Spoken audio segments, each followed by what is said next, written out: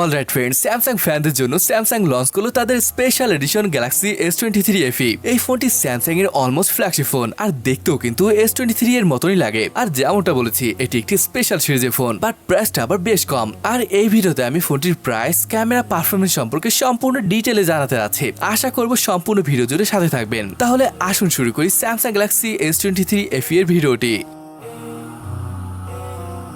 এই ফোনটি রয়েছে মোট 3টি কালার, আর 3টি কালারই দেখতে খুবই সুন্দর লাগছে। এখানে যেমনটা দেখতে পাচ্ছেন, এটা হলো মিন্ট, গ্রাফাইট আর এটা হলো পার্পেল। এই কালারটা আমার কাছে বেশি ভালো লাগছে। আর আপনার কোনটা ভালো লেগেছে তা জানাতে ভুলবেন না। গাইস, শুধু ডিজাইনে যে প্রিমিয়াম এমনটা নয়, এর বিল্ড কোয়ালিটি অন্যান্য ফ্ল্যাগশিপ ফোনের মতনই করা হয়েছে। Glass back curved aluminium frame, front সাইডে একদম প্লেন গ্লাস ব্যবহার করা হয়েছে। যেহেতু ফোনটিতে গ্লাস ব্যবহার করা হয়েছে, তাই বুঝতেই পারছেন ফোনটির ওজনও বেশ বেড়ে যাবে। এর ওয়েট 209 গ্রামের মতো। এছাড়া ফোনটির প্রোটেকশনের জন্য সামনে এবং পিছনে গোরিলা গ্লাস 5 ইউজ করা হয়েছে। ওকে, এখন আসুন দেখি ফোনটির চারপাশে কি কি থাকছে। উপরে রয়েছে সিম কার্ড ট্রে এবং নয়েজ ক্যান্সেলিং মাইক। নিচে রয়েছে speaker grille, type C port. Left সাইডে কিছুই নেই। রাইট সাইডে রয়েছে ভলিউম রকার এবং পাওয়ার বাটন। আর এখানে যে সিম কার্ড স্লটটি রয়েছে, এটাতে এসডি কার্ড ব্যবহার করার সুযোগ রাখা হয়নি। দুইটা ন্যানো সিম কার্ড ব্যবহার করতে পারবেন। ফ্রন্টে আসলে দেখতে পাবেন চমৎকার দেখতে 6.4 ইঞ্চের FHD+ 120Hz dynamic AMOLED 2X display, যেখানে HDR10+ এর সাপোর্ট রয়েছে। ব্রাইটনেস নরমালি 1000 নিটস, তবে পিক ব্রাইটনেস 1450 নিটস। আর যদি বলি বেজেলস নিয়ে, হ্যাঁ ঠিকঠাকই আছে, বাট উপর এবং সাইডের বেজেলের তুলনায় চেন কিছুটা মোটা লাগতে পারে। ওই অ্যাভারেজ সাইজের চেন বেজেল রয়েছে।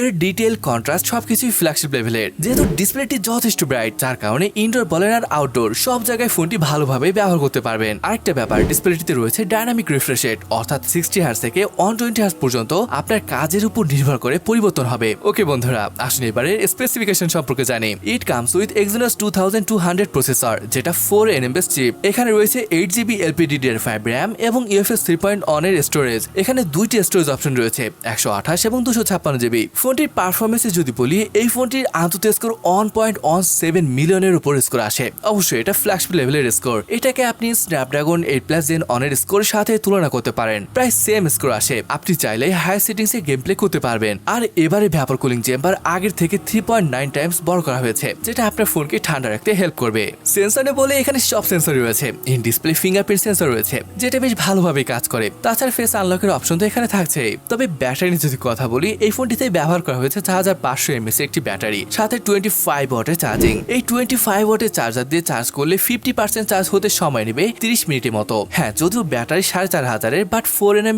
চিপ হয়, পুরো দিন বেশ আরামেই চলে যাবে। আরেকটা দারুণ ব্যাপার হলো, ফোনটিতে রয়েছে স্টিরিও স্পিকার সেটআপ, সাথে স্যামসাং এর AMOLED ডিসপ্লে, যেটা আপনাকে দারুণ একটি ফিল দেবে ভিডিও দেখার সময়। কানেক্টিভিটি নিয়ে বললে এখানে 5G চিপ রয়েছে, তাই অবশ্যই 5G থাকছে। এছাড়া 12 4G VoLTE, wifi calling, wifi 6E, Bluetooth 5.3, NFC, মোট কথা সবই রয়েছে। আর আপনারা জানেন স্যামসাং এর UI কেমন হয়, আর তারা যে আপডেট দেয় সত্যি অবাক করার মতো। 4 বছরের মেজর আপডেট এবং 5 বছরের সিকিউরিটি আপডেট রয়েছে। আর out of the box on UI 5.1 base on Android 13 পাচ্ছেন। এবার আসুন ফোনটির আকর্ষণীয় পার্ট, এর ক্যামেরা সেটআপের কথা বলি। এখানে রয়েছে ট্রিপল ক্যামেরা সেটআপ, যার মেইন সেন্সরটি 50 মেগাপিক্সেলের, যেখানে ওয়াইস এর সাপোর্ট রয়েছে। 12 মেগাপিক্সেলের আল্ট্রাওয়াইড এবং 8 মেগাপিক্সেলের একটি টেলিফোটো সেন্সর। আর এই টেলিফোটো সেন্সরটিতে 3x অপটিক্যাল জুম করার সুযোগ রয়েছে। এখানকার সেলফি ক্যামেরাটি 10 মেগাপিক্সেলের। আর যদি বলি ফটো কোয়ালিটির কথা, এখানে দেখতে পাচ্ছেন লো লাইট বলেন আর নর্মাল কন্ডিশন সবখানেই দুর্দান্ত ফটো পাবেন। এর কালার, কন্ট্রাস্ট, স্ক্রিন টোন সবকিছুই ছিল অসম লেভেলের।